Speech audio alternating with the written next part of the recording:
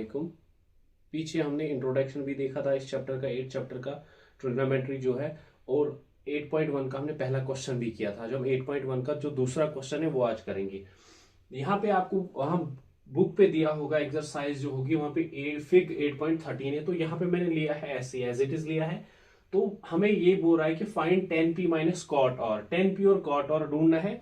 तो हमारे पास एक ट्राइंगल है, in triangle P Q R एक ट्राइंगल है जो राइट एंगलेट, मतलब जहां पे 90 बना रहा है वहां पे क्यू है, राइट एंगलेट क्यू, जिसमें पी क्यू जो है 12 सेंटीमीटर है और पी आर जो है 13 सेंटीमीटर है। उसके बाद हमें क्या करना है, देखो मैंने आपको पहले ही बोला, जब भी आपको रेशियोज ढूंढने, 10 और कॉट आपको पता है ये रेशियोज है, ये ढूंढने हैं हमें। ये ढूंढने से पहले 10p और कॉट और ढूंढने से पहले हमें जो ट्राइंगल है राइट एंगल ट्राइंगल, इसके तीनों के तीनों साइड पता होने चाहिए। ठीक, उसके लिए हमें दो साइड तो यहाँ पे गिवन है, तीसरा साइड ढूंढना है। जब भी आपके पास राइट एंगल ट्राइंगल हो, आपको तीसरा साइड ढूंढना है। वो भी आपको पता है कि वहां पे हमें पाइथागोरस थ्योरम लगता है। अब पाइथागोरस थ्योरम क्या है, वो है H square is equal to base का स्क्वायर प्लस परपेंडिकुलर का स्क्वायर। ठीक, उसके बाद आपको क्या करना है, हाइपोटेन्यूज आपको पता ही है, 90 के बिल्कुल सामने हाइपोटेन्यूज होता है, ये वाली बेस होती है और ये वाला परपेंडिकुलर होता है। देखो आप यहां पे बोलोगे 10p कॉट आर, देखो पहले रेशियो पे आर, यहां पे आपको एंगल पे जाने की जरूरत नहीं, आपको सीधे ट्रायंगल में दिख रहा है बेस परपेंडिकुलर जब साइड निकालने हो। लेकिन जब एंगल की बात हो, जब रेशियो ढूंढना होगा 10r कॉट आर, तो तब आपको एंगल देखना है। पहले आपको एंगल नहीं देखना है, तो सीधे आपको तीसरा साइड निकालना है। पहले हाइपोटेन्यूज, हाइपोटेन्यूज क्या है, यहाँ पे अगर आप देखोगे पी आर, तो यहाँ पे एच की जगह में पी आर लिखूंगा और स्क्वायर सीधे आएगा is equal to base. Base आपको पता ही है क्यू आर है, तो क्यू आर का स्क्वायर आ जाएगा। उसके बाद प्लस परपेंडिकुलर कितना है पी क्यू, तो परपेंडिकुलर को हम पी क्यू ही लिखेंगे और यहाँ पे स्क्वायर आ जाएगा।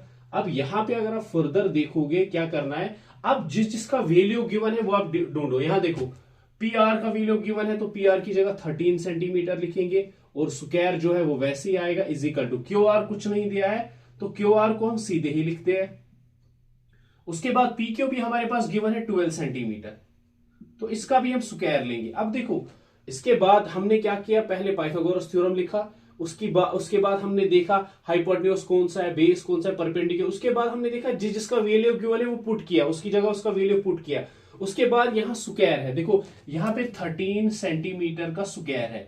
अब स्क्वायर का मतलब क्या होता है, 13 सेंटीमीटर दो बार है, 13 कितना होता है 169 होता है, और सेंटीमीटर दो है तो स्क्वायर है। क्यों, base are same powers are added, तो कितना आएगा 169 centimetre square is equal to Q R का स्क्वायर, तो सीधे ही आ जाएगा प्लस। अब 12 है, 12 दो बार है, 12 सेंटीमीटर इंटू 12 सेंटीमीटर, 12 144 सेंटीमीटर। तो यहां पे मैं लिखू 144 सेंटीमीटर स्क्वायर, क्योंकि 2 सेंटीमीटर है तो स्क्वायर आ जाएगा। ठीक, तो यहां पे हमने क्या किया, जो आपके पास स्क्वायर थे उनको ओपन कर लिया। उसके बाद हमें ढूंढना है क्यू आर, क्यू आर हमें ढूंढना है, तो जो इसके साथ चीजें हैं उनको ट्रांसपोज करेंगे।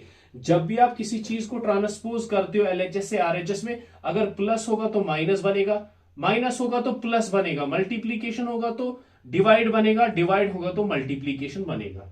ठीक, ये बेसिक रूल है कि जब एक साइड से एलएचएस से आरएचएस में जो चीज आप ले रहे हो, अब ये प्लस है, जब अब इसको इस साइड लाओगे तो क्या बनेगा, माइनस बनेगा, 169 centimetre square minus 144 centimetre square is equal to Q R square, तो सीधे ही आ जाएगा। ठीक, उसके बाद अगर आप देखोगे 169 में से 144 निकालो, आप 169 में से माइनस करो आप 144, 9 में से 4 तो 5, यहां पे आएगा 6 में से 4 तो 2, 1 में से 1 तो 0, 25 कितना आएगा 25 centimetre square is equal to Q R का स्क्वायर। हो गया ये। उसके बाद आपको क्या करना है, यहां पे अब हमें सिर्फ क्यू आर चाहिए, हमें क्या चाहिए, सिर्फ क्यू आर चाहिए। जो इसके साथ स्क्वायर है वो हटेगा, ट्रांसपोज हो जाएगा दूसरे साइड। तो यहां पे अगर आप देखोगे 5 सेंटीमीटर का स्क्वायर, जब भी स्क्वायर एक साइड से दूसरे साइड जाता है तो वो रूट बन जाता है, तो क्या बनेगा ये रूट बन जाएगा, बना रूट ये। ठीक, उसके बाद आपको क्या करना है, रूट में जो नंबर है कोशिश करनी है रूट को खत्म करने की। अब रूट खत्म कैसे होगा, अगर ये नंबर किसी का परफेक्ट स्क्वायर हुआ, क्योंकि वो दो नंबर आ जाएंगे, बेस आर से पावर आर एडिड हो जाएगा, तो वो परफेक्ट स्क्वायर अगर हुआ तो रूट कैंसिल हो जाएगा। अब 25 किसी का परफेक्ट स्क्वायर है क्या, परफेक्ट स्क्वायर होता क्या है, जब सेम दो नंबर से मिलके जो नंबर बनेगा उसी को हम परफेक्ट स्क्वायर बोलते हैं। अब देखो 2 और 2 दोनों सेम को मल्टीप्लाई किया, जो आंसर है वो परफेक्ट स्क्वायर है। क्या 25 दो सेम नंबर से मिलके बनता है? हाँ बनता है। देखो क्यू आर को तो हम सीधे लिखेंगे 5 5 25, 5 इंटू 5 यह आएगा सेंटीमीटर स्क्वायर और रूट।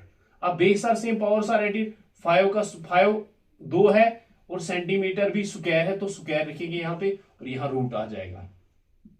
अब देखिए स्क्वायर और रूट को आपस में बनती नहीं है, दुश्मन होते हैं आपस में, स्क्वायर और रूट आपस में दुश्मन होते हैं, तो इसलिए कट जाता है। ये इसको मार देता है, ये इसको मार, इसने इसको मार दिया, इसने इसको मार दिया।